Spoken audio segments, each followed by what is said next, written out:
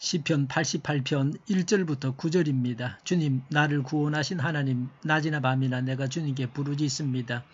내 기도가 주님께 이르게 하시고 내 울부짖음에 귀를 기울여 주십시오. 아, 나는 고난에 휩싸이고 내 목숨은 소울의 문턱에 다다랐습니다. 나는 무덤으로 내려가는 사람과 다름이 없으며 기력을 다 잃은 사람과 같이 되었습니다. 이 몸은 또한 죽은 자들 가운데 버림을 받아서 무덤에 누워있는 살해된 자와 같습니다.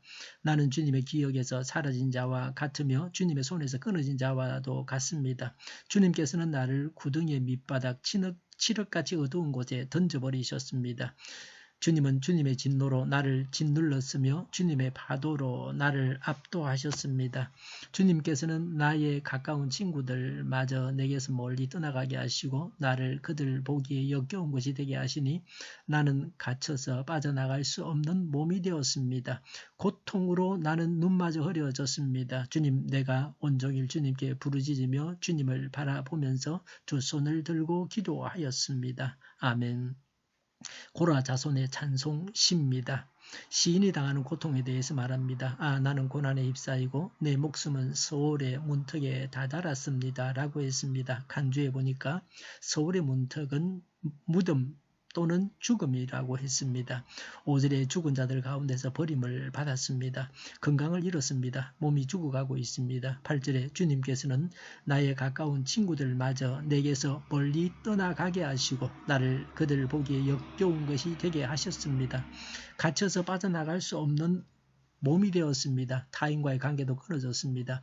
사람이 가난해지거나 세력을 잃거나 몰락할 때는 다른 사람들이 멀리합니다. 잘 될 때는 사람들이 찾아오고 아는 척도 합니다. 그러나 정반대의 경우에는 사람의 그림자도 찾기 힘듭니다. 휴대폰이 하루 종일 한 번도 울지 않습니다. 그런 경우에 처하게 됩니다. 고독을 이기기 위한 방편이 있습니다. 기다리기만 하지 말고 나와 같은 사람이 있는가, 나보다 더한 사람이 있나 하면서 주위를 살펴야 합니다. 그런 사람과 관계를 맺어야 합니다. 그런 사람을 찾아가야 합니다. 모든 것을 잃고 낙심하여 움츠리고 앉아서 외로워하는 사람들이 우리 주위에 있습니다. 주님으로부터도 버림을 받았습니다. 5절에 나는 주님의 기억에서 사라진 자와 같습니다.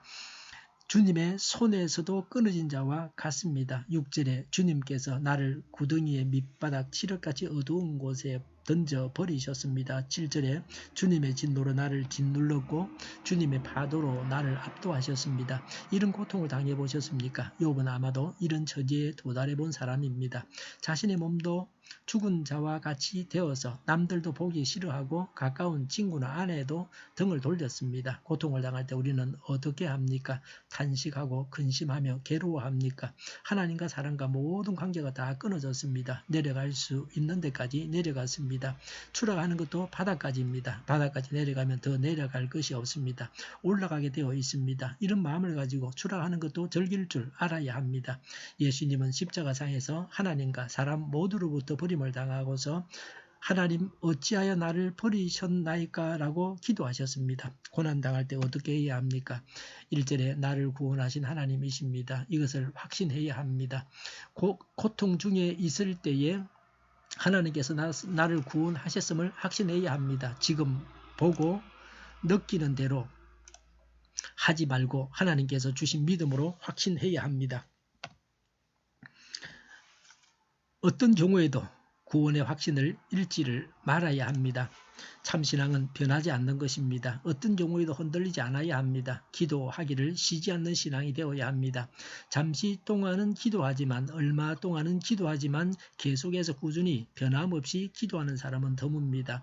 성숙한 신앙은 고통을 당해도 변하지 않습니다. 오히려 고통을 당하면서도 기도하기 때문에 신앙인은 고통이 올 때 더 빛납니다. 하나님께 기도해야 합니다. 1절에 낮이나 밤이나 내가 부르짖습니다 라고 했습니다. 고통 중에 기도해야 합니다. 9절에 온종일 주님께 부르짖으며 라고 했습니다. 기도를 쉬면 불평하기 쉽습니다. 염려하기 쉽습니다. 기도하기를 쉬는 죄를 범하지 않아야 합니다.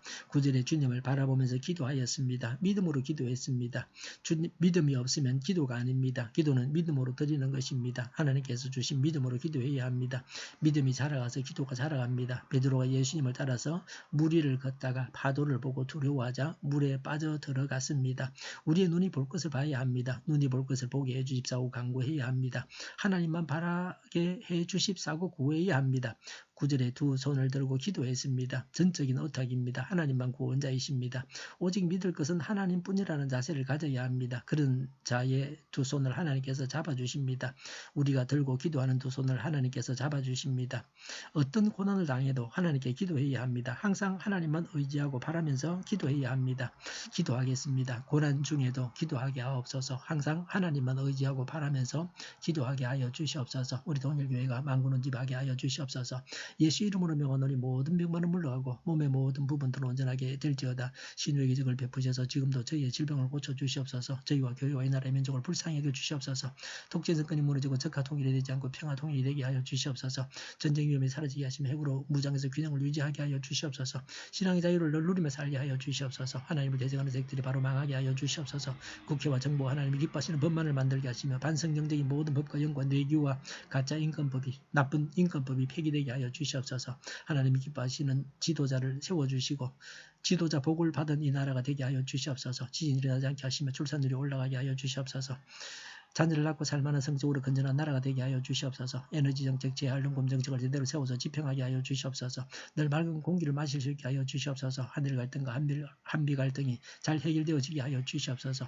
우리 모두가 선한 분별력을 가지게 하시며 오도하는 자들, 속이는 자들, 악한 자들, 그런 자들을 주님께서 멸하여 주시옵소서. 오늘도 하나님 안에서 차고 넘치는 삶, 복된 삶을 살게 하여 주시옵소서. 감사와 찬양을 주님께 돌려드리며 예수님의 이름으로 기도하옵나이다. 아멘.